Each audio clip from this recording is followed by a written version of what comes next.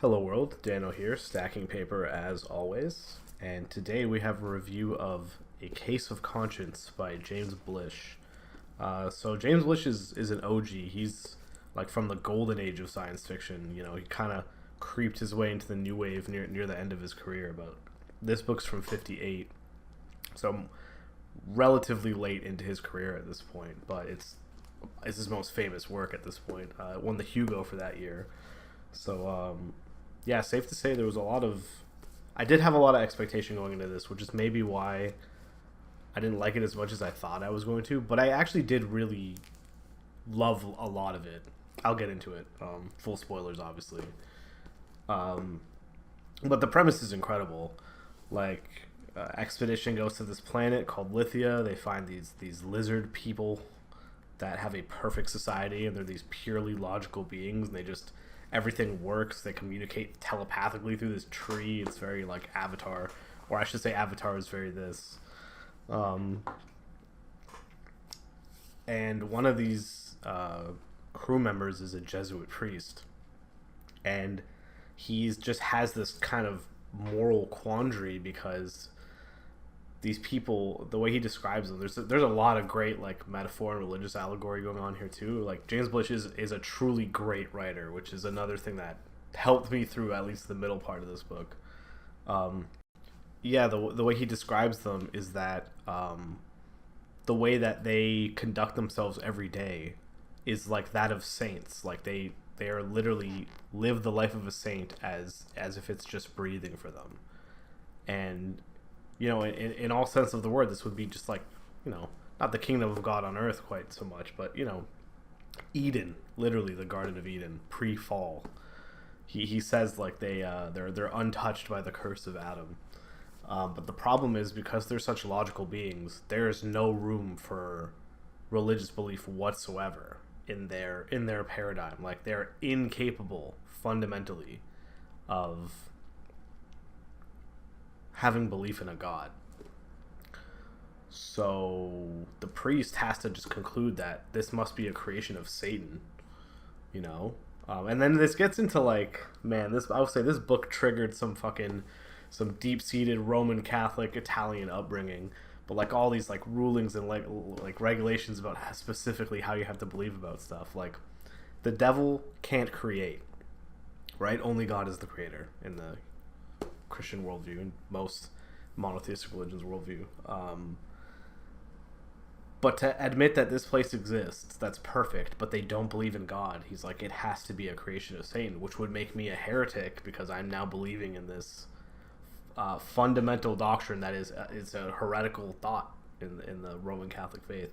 So anyway, I found the beginning part of this novel extremely interesting. Like them on Lithia. Also, I completely blanked on it, but there's an appendix at the back of this book that literally explains exactly like the atmospheric content of Lithia, like the weather patterns, the type of geology. Like I should have read that before I started the book, but Blish does a good job of kind of like easing you into it. Like the world building at the beginning is really cool. And you know they have this fight about what they should do with Lithia because one of the guys, he's like this fucking actual just a terrible person, Cleaver. He wants to turn it into like a nuclear bomb factory because their atmosphere has so much, I think, lithium-7. I forget what you know, element it is, but it's like a perfect breeding ground for it. And the priest is like, you have no idea what you're talking about. Like these people have something here that is so much greater than we can achieve because the humans are technologically past them at this point, but their understanding of very specific things about science, I think like thermodynamics and some other stuff, they're able to like cross disciplines together in ways that humans can't do. So even though they're behind a lot, if they were just given a little, you give them an inch, they'll figure it all out. You know, they can just put shit together really quickly because they all cooperate. They have there's literally no tension in their society. It's like for all intents and purposes, even the planet they live on, it's like a very symbiotic relationship. Everything just works. But where the book kind of tilts for me, so now the end of the first part of the story is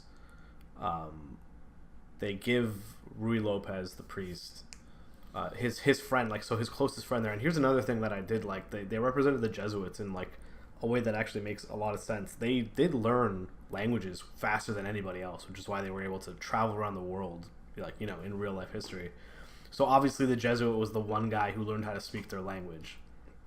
So that's why he had such a rapport with them, and he really did love these people, which is why it broke his heart to like have this kind of, you know, tension within himself, like where if he does believe that these people are creations of God, but they don't believe in God, like, then what is God? You know, he's having like these huge crises. But this guy, Chekshta, I forget how to pronounce their names, but he gives him like his son, to take back to Earth, like a fucking embryo of his son inside this like urn to raise on Earth. And you think that this is going to be really interesting, and it does go somewhere near the end, but there is like this part in the middle. So essentially, right after they get back to Earth, there's like a bit of a time skip. You get to see Rui Lopez and the other scientists kind of like raising this creature, and how obviously he can't speak Lithian because he's being raised on Earth. How he picks up on English and like immediately starts like voraciously reading and just absorbing information. But he becomes kind of like this attraction for like the elite. So there's this section in the middle of the book where they're presenting him at this party for all these like super rich people, and it's just like some fucking eyes wide shut psycho party, like Illuminati level shit, right? Where like elites go there, and the lady who runs the party, she creates all these like special like pleasure rooms for like different people to cater to their like their kinks and stuff. And I'm like, man, this is some weird shit for 1958. Like, this is what I mean, like the science fiction used to just take these crazy risks with stuff like this. But the concept was cool, but it lasted way too fucking long. So the book really lost a lot of steam there for me, but it does pick it back up where by the end of the novel, Rui Lopez is going to meet the Pope to, like, essentially he's being excommunicated because he has heretical thoughts. But the Pope orders him to essentially exorcise a whole planet. And he'll overlook his, like, heresy, and he'll be, like, reinstated, essentially. And, you know, Rui Lopez doesn't even think this is possible. At the same time, the other guy that wants to turn the place into a bomb factory goes back to the planet to do just that. And the whole climax of the novel is basically they're looking through this telescope and they're looking at Lithia, like they don't explain how it's done, but in simultaneity. So they're seeing the Lithia as it is presently, even though it's 50 light years away. It's not the Lithia 50 years ago. It's, you know, what's happening right now. And the guy that made it is one of the other scientists. He's worried that this guy Cleaver is going to fuck up because their atmosphere is so saturated with this element that one mistake will just essentially set the whole fucking planet not ablaze. It'll just get obliterated. And yeah, there's that really, really wild ending. And I'd give it like, I'm almost tempted to give it an 8, but I think I'm just going to keep it at 7.5 out of 10. I think it's like a high B tier book. It's really worth reading. James Blish is a really good writer. That helps a lot. Like, he has these like crazy metaphors. Like, one of the metaphor earlier in the book is he describes a guy biting down like his teeth as if he was a Civil War veteran biting down on a bullet while getting like his arm like amputated. Like, what kind of metaphor is that for just someone biting down really hard? But like stuff like that, it gets me. I love that. But yeah, overall, fantastic book. I don't know if it's a Hugo award winning book. I'm gonna be honest. I think I'm gonna have to check the other nominees and see if maybe there wasn't a bit of a robbery. But no, it's a very good book. What I'm actually looking forward to is this book is part of a trilogy that it's like an unknowing trilogy. He kind of realized it was a trilogy after he wrote the third one. So it's this book, Dr. Mirabilis, which is a book about Roger Bacon, you know, seemingly disconnected. And then the third one is the day after, or Black Easter and Day After Judgment. And Black Easter is like it's more of a fantasy novel. It's not even sci-fi. It's like demons coming up from the ground before Judgment Day and just fucking shit up. And all of that takes place before this novel. So A Case of Conscience is chronologically the last novel in the series, but it's published first. So it's, it's kind of trippy there. It kind of wraps around. So I'm excited for Black Easter. Black Easter sounds like a fucking amazing novel. So I might have to get to that sooner rather than later. But yeah, Case of Conscience, great work, great think piece.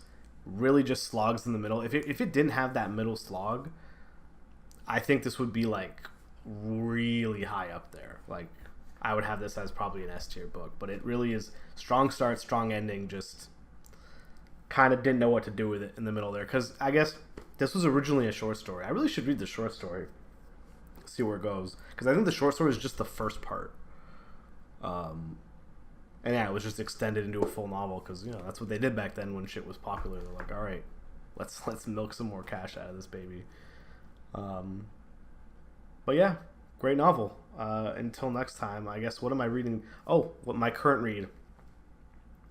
Back on the Zelazny, one of my goats, Roger Zelazny.